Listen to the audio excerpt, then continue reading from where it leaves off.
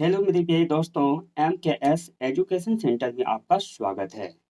जैसे कि हम लोग क्लास 10 के हिंदी के सीरीज को चलाते हुए आ रहे थे, जिसमें हम पहले चैप्टर को लाइन बाय लाइन पढ़ चुके थे, उसका हम लेखक परिचय भी कर चुके थे।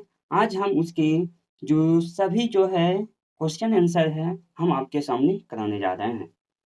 तो लिखा है, लेखक ने लेखक किस विडंबना की बात करते हैं, विडंबना का स्वरूप क्या है? लेखक किस विडंबना की बात करते हैं, विडंबना का स्वरूप क्या है? तो आंसर है इसका, लेखक के लिए विडंबना की बात है कि इस आधुनिक युग में भी जातिवाद के पोषकों की कमी नहीं है। कहता है लेखक का विडंबना यह है कि इस आधुनिक युग में भी जातिवाद के पोषकों की कमी नहीं है। बहुत जातिवाद होता है, जिसका स्वरूप यह है कि जाति प्रथा श्रम विभाजन के साथ, श्रम मतलब होता है काम, काम विभाजन के साथ-साथ श्रमिकी विभाजन का भी रूप ले रखा है, जो अस्वाभाविक है। मतलब उसका लेखक जी का कहना है, भीमराव अम्बेडकर जी का कहना है कि जाति प्रथा श्रम विभाजन तो करता ही है। लोग मतलब कामों का बँटवारा तो करते ही हैं, लेकिन साथ-साथ श्रमिक विभाजन लोगों को भी क्या कर देते हैं, आपस में बाँट देते हैं, जो कि अस्वाभाविक है, जो अच्छी बात नहीं है, ये बात कहते हैं। तो आप लोग पहले क्वेश्चन तो पढ़ चुके होंगे, आपके सामने हम अगला क्वेश्चन भी समझाने का प्रयास करते हैं। आपके पास है कि जातिवाद के पोषक उसके पक्ष में क्या तर्क देते हैं, मतलब जातिवाद के जो पोषक है मानने वाले हैं, उसके पक्ष में क्या तर्क देते हैं। जातिवाद के पोषक इस आधुनिक समाज में कार्य कुशलता के लिए श्रम विभाजन को आवश्यक मानता है। कहता है जातिवाद को जो मानने वाले हैं, कहता है कि कार्य कुशलता के लिए श्रम विभाजन को आवश्यक मानते हैं। कहते हैं कि जाति प्रथा भी श्रम विभाजन का दूसरा रूप है। कहता है जाति प्रथा ही श्रम विभाजन का दूसरा रूप है। इसीलिए इसमें कोई बुराई नहीं है। जो जातिवाद को मानने वाले हैं, तो वो कहते हैं कि इस आधुनिक समाज में कार्य कुशलता के लिए श्रम विभाजन को आवश्यक मानते हैं। मतलब श्रम विभाजन को आवश्यक मानते हैं। कहता है कि जाति प्रथा भी श्रम विभाजन का दूसरा रूप है। कहता है जाति प्रथा ही श्रम विभाजन का क्या है, दूसरा रूप है। इसीलिए इसमें कोई बुराई नहीं है। यहाँ तक हम क्या किया, समझ चुके हैं। आपके सामने हम तीसरा क्वेश्चन समझाने का प्रयास करते हैं। लिखा है कि जातिवाद के पक्ष में दिए गए तर्कों पर लेखक की प्रमुख आपत्तियां क्या है? लेखक भीमराव अम्बेडकर जी का आपत्तियां क्या है? जातिवाद के पक्ष में दिए गए तर्कों में लेखक की आपत्ति है कि जाति प्रथा श्रम विभाजन के साथ-साथ लोगों का भी विभाजन करता है। इसका कहना तो यही है कि जाति प्रथा श्रम विभाजन तो करता ही है, लेकिन साथ-साथ में लोगों का भी क्या कर देता है, विभाजन कर देता है।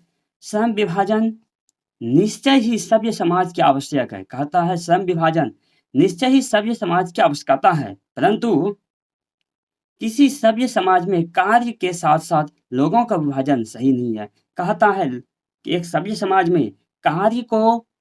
समाज में कामों का बँटना सही बात है, लेकिन काम के चलते लोगों में बाँट देना, लोगों को आपस में बाँट देना, ये अच्छी बात नहीं है। आगे हम फिर अगले क्वेश्चन को देखते हैं, 4 नंबर क्वेश्चन में।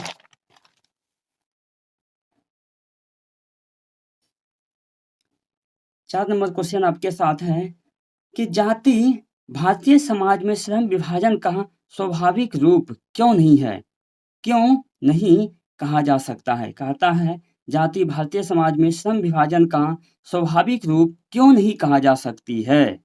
तो कहता है कि भारतीय समाज में जातिवाद के आधार पर श्रम विभाजन और अस्वाभाविक है, क्योंकि जातिगत श्रम विभाजन श्रमिकों के रुचि अथवा कार्य कुशलता के आधार पर नहीं होता, बल्कि माता के गर्भ में ही श्रम विभाजन कर दिया जाता है, जो व्यवस्था और रुचिपूर्ण होने के कारण गरीबी और बेरोजगारी को बढ़ाने वाले हैं, जो विश्व के किसी भी समाज में नहीं पाया जाता है।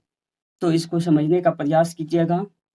लिखा है कि भारतीय समाज में जातिवाद के आधार पर, अगर जातिवाद के आधार पर श्रम विभाजन और अस्वाभाविक है। श्रम विभाजन क्या है? गलत बात है, अस्वाभाविक है। क्योंकि जातिगत श्रम विभाजन श्रमिकों के, अगर जातिगत जहाँ हो जाता है, तो श्रम विभाजन कामों का बँटवारा होता है और श्रमिकों को, लोगों को रुचि अथवा कार्य कुशलता के आधार पर नहीं होता है। हम अपनी रुचि के आधार पर कोई भी काम नहीं कर सकते हैं, बल्कि माता के गर्भ में ही श्रम विभाजन कर दिया जाता है। जब हम माँ के गर्भ में ही रहते हैं, तो अगर कोई किसान का बेटा है, तो पहले से निर्धारित कर दिया जाता है वो क्या करेंगे, खेती करेंगे। अगर कोई नाई का बेटा है, तो वो पहले से निर्धारित हो जाता है वो आगे नाई ही करेंगे। तो क्या ये अगर कोई नाई का बेटा अगर पढ़ लिख के ये सब काम करे, तो क्या बेरोजगारी दूर हो सकता है? नहीं हो सकता है। जो विवशतावश और रुचि पूर्ण होने के कारण गरीबी और बेरोजगारी को बढ़ाता है। तो क्या अगर कोई पढ़ लिख के भी ये थोड़ा है कि हम लोग किसान का के बेटे होके किसानी खेती ही करें, तो ये नहीं है। हम कुछ आगे कर सकते हैं, लेकिन पहले ऐसा नहीं था। तो जो विश्व के किसी भी समाज में नहीं पाया जाता है, विश्व के किसी भी समाज में नहीं पाया जाता, वो भारत में ही पाया जाता है। आगे फिर आपके सामने 5 नंबर क्वेश्चन है। लिखा है, जाति प्रथा भारत में बेरोजगारी का एक प्रमुख और प्रत्यक्ष कारण कैसे बनी हुई है? लिखा है, जाति प्रथा भारत में बेरोजगारी का एक प्रमुख और प्रत्यक्ष कारण कैसे बनी हुई है? तो लिखा है, भारत में जाति प्रथा लोगों को कोई भी ऐसा कार्य नहीं चुनने देता जो उनके पूर्वज ने नहीं किया हो। कहता है, भारत में जाति प्रथा लोगों को कोई भी ऐसा कार्य नहीं चुनने देता जो उनके पूर्वजों ने नहीं किया हो। जाति प्रथा में हम लोगों को एक बात ध्यान में रखना होता था, अगर हमारे मम्मी-पापा या पूर्वज कोई भी काम किया है, अगर खेती किया है, तो हमें भी क्या करना है? खेती ही करना था। अर्थात लोग जाति प्रथा के कारण अपने पूर्वजों का कार्य चुनते हैं, जिसके कारण बेरोज़गारी का कारण बनी हुई है। अगर हम लोग क्या है, मान लो मेरे पिताजी क्या है मज़दूरी करते हैं, तो हम भी आगे के क्या कर सकते हैं? मज़दूरी ही करेंगे। तो ऐसे हमारी कभी भी क्या होगा, हमारे घर की आर्थिक स्थिति सही नहीं हो सकते। हम दिन पर दिन क्या होते जाते थे? और गरीब होते जाते थे। दूसरी बात यह है कि लोगों को रुचि और कुशलता के अनुसार कार्य नहीं मिलना भी बेरोज़गारी को बढ़ावा देना है। कहा था लोगों को क्या है, अपनी रुचि और कुशलता के आधार पर कार्य नहीं मिलना भी क्या है, बेरोज़गारी का कारण बढ़ता है। तो आगे भी 6 नंबर क्वेश्चन आपके सामने है। लिखा, लेखक आज के उद्योगों में गरीबी और उत्पीड़न से भी बड़ी समस्या किसे मानते हैं और क्यों? लिखा है, लेखक आज के उद्योग में गरीबी और उत्पीड़न से भी बड़ी समस्या किसे मानते हैं और क्यों? लेखक आज के उद्योग में गरीबी और उत्पीड़न से भी बड़ी समस्या जाति प्रथा को मानते हैं। किसे मानते हैं? जाति प्रथा को मानते हैं।